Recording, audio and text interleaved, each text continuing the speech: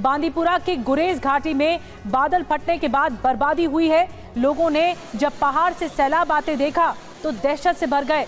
पहाड़ से पानी के साथ बड़ी मात्रा में मलबा भी आ गया, ये मिट्टी का मलबा भी आ गया, जिससे सड़कों को काफी नुकसान हुआ है। कई जगह रास्ते पूरी तरह से कट चुके हैं, आवाजाही ठप हो गई है। समय रहते लोगों ने सैलाब देख लिया, गनीमत रही, और सावधानी के चलते एक बड़ी अनहोनी टल गई।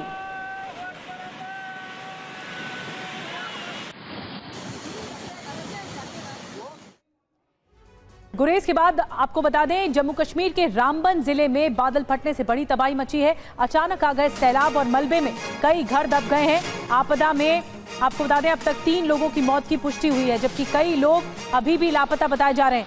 स्थानीय प्रशासन और आपदा प्रबंधन दल मौके पर पहुंचकर राहत और बचाव के काम में जुटा है। बारिश और दुर्गम इलाकों के कारण रेस्क्यू ऑपरेशन में दिक्कतें आ रही हैं। प्रभावित लोगों को सुरक्षित जगहों पर भेजा जा रहा है।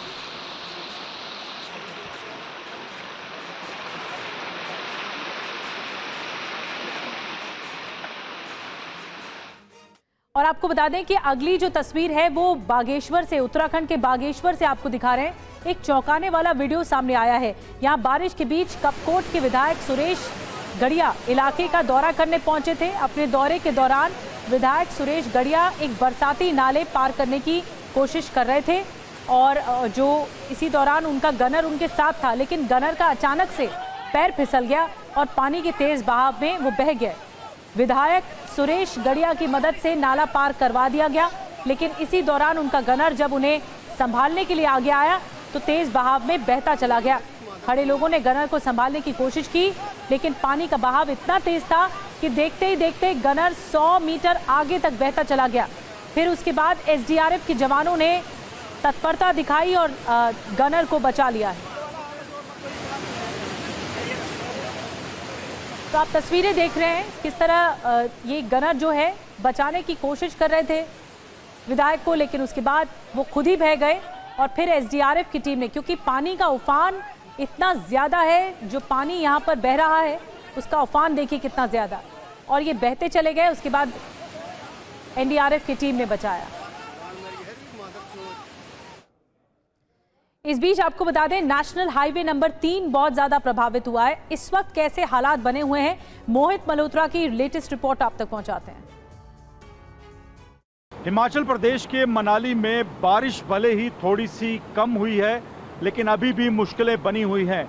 मैं इस वक्त आउटर मनाली इलाके में मौजूद हूं, और यहां से आगे आप देखिए, ये जो नेशनल हाईवे 3 है मनाली में दाखिल होने के लिए पूरी तरह से खत्म हो चुका है। आप देखिए, ब्यास नदी अपना रास्ता बदलकर इस नेशनल हाईवे 3 का जो रास्ता है, जो कि चंडीगढ़ को मनाली से जोड़ता है, उस हाईवे से गुजर रही है।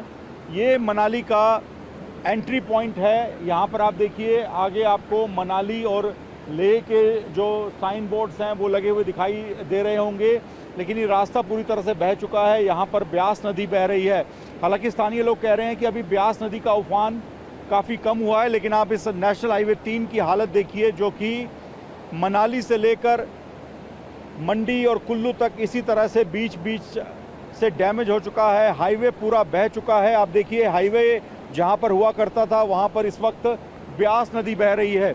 कई टूरिस्ट गाड़ियां अभी भी फंसी हुई हैं। हालांकि टूरिस्ट जो यहां पर फंसे हुए थे उनको निकाल लिया गया। आप देखिए, टूरिस्ट की जो बसें हैं वो वहां पर फंसी हुई हैं, बाहर आने का कोई रास्ता नहीं है।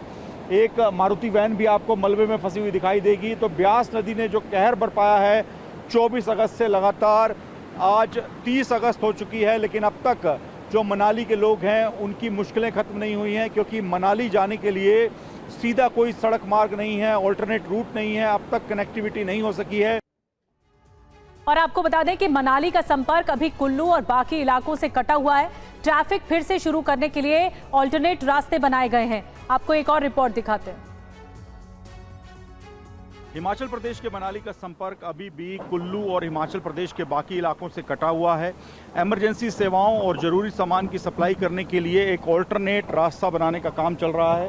ये चचगोगा एक जगह है मनाली के आउटर में, यहाँ पर भी जो सड़क है पूरी बह चुकी है। आप देखिए, लगातार प्रशासन के द्वारा यहाँ पर एक ऑल्टरनेट रास्ता बनाया जा रहा है ताकि इमरजेंसी सेवाओं के लिए रास्ता खोला जा सके। एम्बुलेंस है, जो ज़रूरी सामान की सप्लाई है, जिसमें ख़ासतौर पे सब्जियां, दूध, एलपीजी सिलेंडर हैं, पेट्रोल डीजल हैं, एटीएम का कैश है, वो सब सप्लाई की गाड़ियां यहां से जा सकें, इसके लिए लगातार ये रास्ता बनाया जा रहा है। इसके अलावा पैदल तो लोग जा सकते हैं, पैदल जाने के लिए कई ऑल्टरनेट रास्ते यहाँ पर रखे गए हैं। इधर दूसरी तरफ से लोग पैदल आगे जाकर रास्ता क्रॉस करके मनाली में दाखिल हो सकते हैं। लेकिन सबसे बड़ी दिक्कत यह है कि इमरजेंसी सेवाओं के लिए अभी भी जो सड़क मार्ग है, ऑल्टरनेट रूट है, वो बहाल नहीं हो सका है, क्योंकि ये जहां मैं खड़ा हूं ये एक ऑल्टरनेट रूट था मनाली में दाखिल होने का। ये रास्ता भी ब्यास नदी के उफान की वजह से जो कटाव हुआ पहाड़ों का, उसकी वजह से ख़त्म हो चुका है और इसी रास्ते को बहाल करने का प्रयास लगातार किया जा रहा है।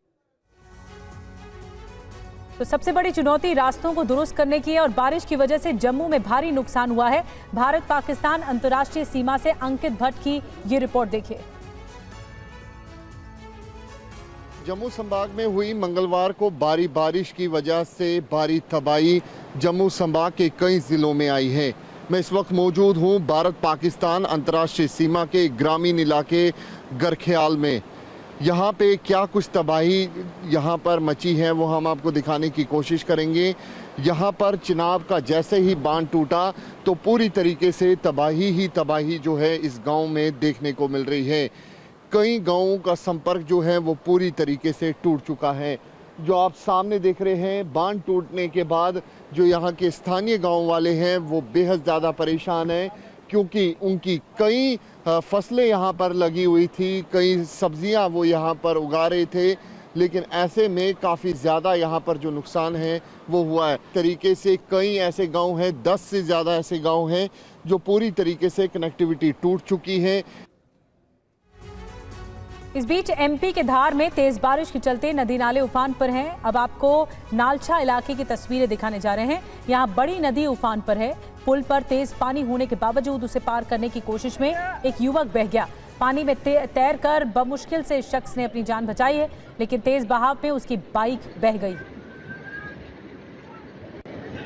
अरे निकालो रे, देखिए